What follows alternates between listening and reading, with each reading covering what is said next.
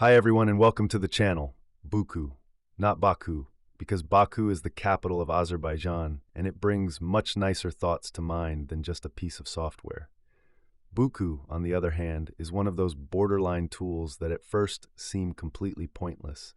But then if you think about it, they actually make a lot of sense. With Buku, you basically manage your bookmarks directly inside your terminal.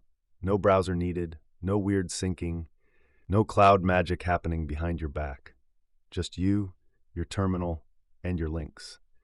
One simple command lets you save a site, add a comment, and tag it.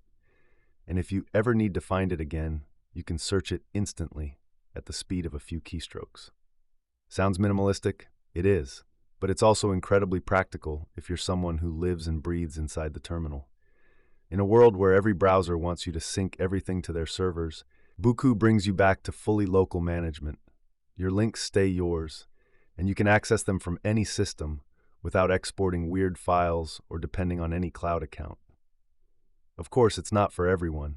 If you just keep a terminal window open for the aesthetic while browsing on Chrome, Buku probably isn't your tool.